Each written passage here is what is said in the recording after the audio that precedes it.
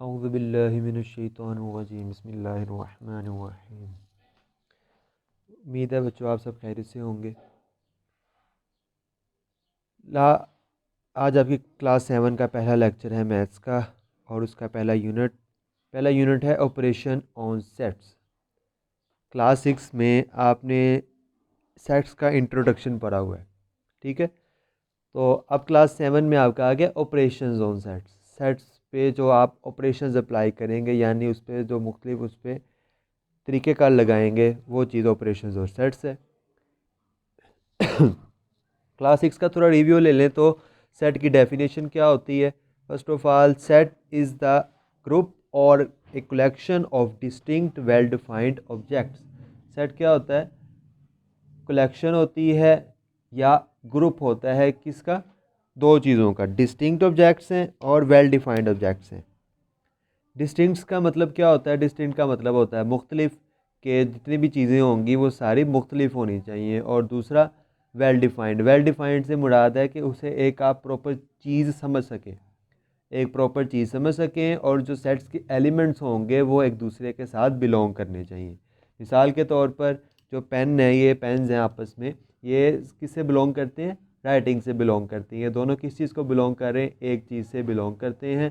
तो ऐसे सेट्स को हम क्या, ऐसे एलिमेंट्स, ऐसे ऐसे ना एलिमेंट्स जो कि डिस्टिंक्ट हों और एक चीज़ से बिलोंग करते हों और वेल डिफाइंड हो। वेल मुराद है कि ये पेन है, ब्लू पेन है, इसे मैं स्पेसिफाई कर रहा हूँ कि ब्लू पेन है, ये ब्लैक पेन है, ये भी स्पेसिफाई कर रहा हूँ। तो इनका जब सेट बनाऊँगा तो वो एक वेल डिफाइंड और डिस्टिंक्ट ऑब्जेक्ट्स की कलेक्शन होगी जिसे हम सेट बोलते हैं, ठीक है।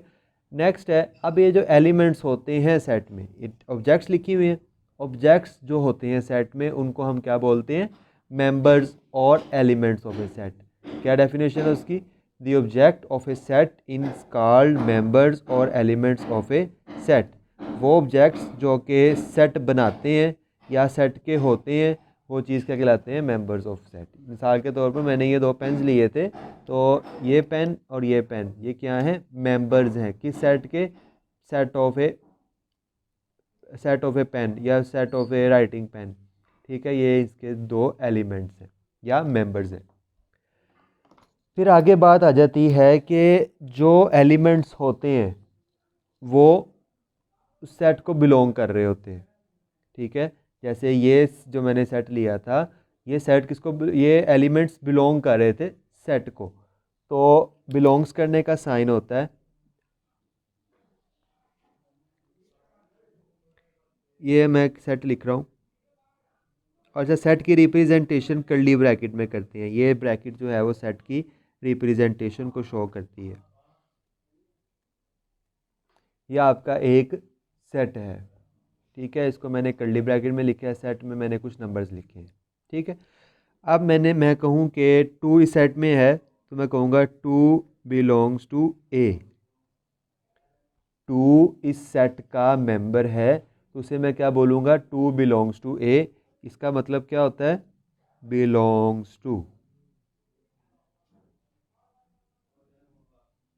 इसे आप एग्जाम्पल के तौर पर ले लें, बिलोंग्स टू ए इसका मतलब होता है, ठीक है। अब ऐसे ही three belongs to A, four belongs to A, five belongs to A, या हम दो नंबर्स भी कह सकते हैं कि one and five belongs to A. इस तरह भी हम इसको कह सकते हैं, यानी जो भी सेट्स के एलिमेंट्स होंगे वो सेट को बिलोंग कर रहे होंगे, सिंपल इज दैट। अब आपने सिक्स क्लास में सेट की रिप्रेजेंटेशन भी पढ़ी थी। सेट को हम तीन तरह रिप्रेजेंट करते हैं, एक है डिस्क्रिप्टिव फॉर्म, एक है सेट बिल्डर फॉर्म और एक है टेबुलर फॉर्म। जैसे अभी मैंने एक सेट लिखा है और किस फॉर्म में लिखा है? मैंने टेबुलर फॉर्म में।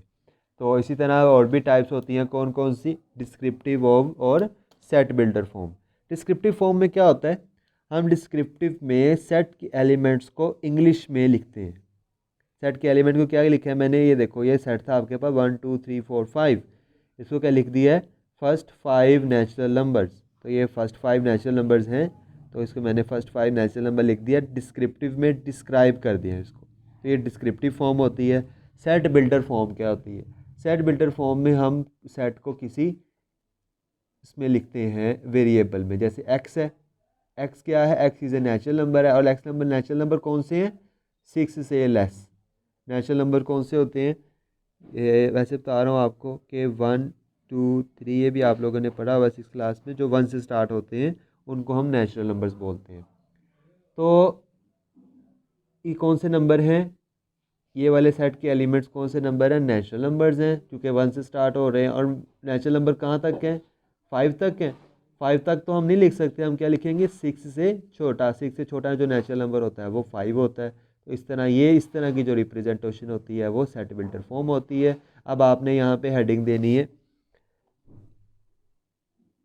अ सेट कैन बी, इस तरह लिखना है, कॉपी पे ऐसे ही लिखना है, set can be represented in 3 forms, descriptive form, set builder form, tabular form, और इसको यहाँ तक आपने लिख लेना है।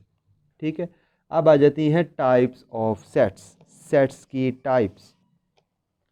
तो स्टेप्स टाइप ऑफ सेट्स में क्या करना है कि ये सेट्स की टाइप्स हैं, ये भी आपने जो कि 6 क्लास में पढ़ी हुई है, मैं दोबारा एक्सप्लेन कर देता हूँ इनको। पहला है एम्प्टी सेट। एम्प्टी सेट कौन सा सेट होता है? जिसका कोई एलिमेंट ना हो, जिसमें कोई एक एलिमेंट भी ना हो। A set containing no elements. Empty set क्या कौन सा सेट होता है? जिसमें कोई एलिमेंट ना हो, और इसको हम डिनोट करते हैं इन 2 नंबर से। एक ये इसको खाली ब्रैकेट लिख देते हैं, इसको बोलते हैं फाई, FIE फाई लिखें। और ये बुक पे नहीं देखना, इनको आपने डेफिनेशंस को कॉपी पे लिखना है। जो डेफिनेशन मैंने शीट पे लिखी है वो भी, ये सारा भी आपने कॉपी पे लिखना है। ठीक है। और फिर रिप्रेजेंटेशन ऑफ सेट्स भी लिखना है आपने कॉपी पे, और ये डिफरेंट टाइप्स ऑफ सेट्स आपने ये भी कॉपी पे लिखनी है। तो पहला है एम्प्टी सेट, जिसमें कोई एलिमेंट नहीं होगा। इसको इससे और इससे शो करते हैं। एग्जांपल है इसकी कि इंटीजर्स बिटवीन 0 एंड 1, 0 और 1 के दरमियान इंटीजर्स बताएं। तो 0 और 1 के दरमियान इंटीजर कोई भी नहीं होता। इंटीजर से मुराद कोई भी जो नंबर होते हैं, 0 1 2 3, 0 और 1 के दरमियान कोई नंबर नहीं आता, इसलिए इसका सेट क्या है? एम्प्टी सेट है। अब इसी तरह फाइनाइट सेट, आपने डेफिनेशन यहाँ से लेकर यहाँ तक सारी लिखनी है। Finite set, a set containing only a finite number of elements, मतलब उसमें की तादाद, एलिमेंट्स की तादाद फाइनाइट हो। फाइनाइट से मुराद है 5 हो सकती है, 10 हो सकती है, 100 हो सकती है, 1000 हो सकती है। तो ये जो सेट्स हैं ये फाइनाइट हैं, जिनको हम काउंट कर सकते हैं। तो ऐसे सेट को हम क्या लेकर बोलेंगे? Finite set. तो ये इसकी एग्जांपल है यहाँ तक।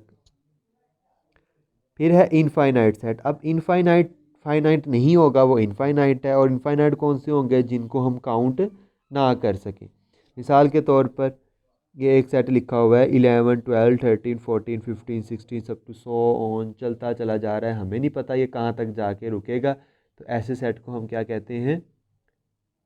इनफाइनाइट सेट कहते हैं, जिसका हमें पता ना हो कि उसकी हद क्या है। X is an integer x greater than 10, यानी 10 से बड़े नंबर सारे, 10 से सारे बड़े नंबर बहुत से बड़े नंबर हैं, हम इनको काउंट नहीं कर सकते। तो ऐसे सेट्स क्या कहलाएंगे? Infinite set. इसके भी आपने यहाँ से यहाँ तक इसको लिख लेना है। नेक्स्ट है disjoint sets, sets which have no common elements. Disjoint का मतलब है कि बिल्कुल मुख्तलिफ सेट, ऐसे सेट जिनमें कोई एक एलिमेंट भी कॉमन ना हो। मिसाल के तौर पर ये देखो, ये ई है 2 3 4 और एफ है 5 6 7। 2 3 4 इनमें से कोई एलिमेंट इस सेट में भी नहीं है, और 5 6 7 इनमें से कोई सेट इस सेट में भी एलिमेंट इस सेट में भी नहीं है। तो ये दोनों बिल्कुल डिफरेंट हैं, कोई एक एलिमेंट भी सेम नहीं है। ऐसे सेट्स को हम डिसजॉइंट बोलते हैं। इसकी एक काउंटर एग्जांपल भी दे देता हूँ आपको। काउंटर एग्जांपल से मुराद है कि जो सेट डिसजॉइंट नहीं होंगे। ये मैंने सेट लिखा है एक 1 2 3 4, इसको ए का नाम दे देता हूँ। और बी सेट है आपका 1 5 6 7। हमने चेक करना है क्या ये डिसजॉइंट हैं या नहीं। अब ये देखो, 1 एलिमेंट सेट का 1 और इसमें भी 1 मौजूद है। ठीक है, 1 इसमें भी है, 1 इसमें भी है, 2 एलिमेंट इसमें भी और इसमें भी एक एलिमेंट सेम हो गया। बाकी सारे डिफरेंट हैं, 2 3 4 इसमें हैं लेकिन इसमें नहीं है, बाकी सारे डिफरेंट्स हैं। तो ऐसे एलिमेंट, ऐसा सेट जो है वो डिसजॉइंट नहीं होगा। क्यों नहीं होगा? क्योंकि एक एलिमेंट उस दोनों में सेम है। डिसजॉइंट कब होगा? जब सारे के सारे ही डिफरेंट होंगे। 2 3 4 5 6 7 जैसे बुक पे लिखा हुआ है 2 3 4 5 6 7 ये बिल्कुल मुख्तलिफ हैं, कोई एक एलिमेंट भी सेम नहीं है, तो ऐसे एलिमेंट्स ऐसे सेट्स क्या कहलाएंगे? डिसजॉइंट सेट्स कहलाएंगे। नेक्स्ट है ओवरलैपिंग सेट्स। ओवरलैपिंग सेट्स जिनका कोई एक या दो एलिमेंट्स सेम हो, कॉमन हो, जिसमें एक या दो एलिमेंट कॉमन हो, वो ओवरलैपिंग होते हैं, यानी एक डिफरेंट भी होना चाहिए। मिसाल के तौर पर यही जो दो सेट लिखे थे मैंने 1 2 3 4 बी इज इक्वल टू 1 5 6 7, ये जो दो सेट्स है इनमें देखो 1 इसमें भी है 1 इसमें भी है, ये डिसजॉइंट तो नहीं थे। डिसजॉइंट नहीं थे तो ये कौन से सेट होंगे? ओवरलैपिंग सेट्स होंगे। ठीक हो गया, ये ओवरलैपिंग सेट्स हो गए। Next equivalent sets, equal sets, आप यूनिवर्सल सेट, सबसेट, ये जो डेफिनेशंस हैं वो इंशाल्लाह हम कल कर लेंगे। आज का काम आपका ये है कि आपने ये डेफिनेशंस जो हैं वो लिखनी है और इनको याद भी करना है। अपना ख्याल रखिएगा बहुत सारा। अल्लाह हाफिज़।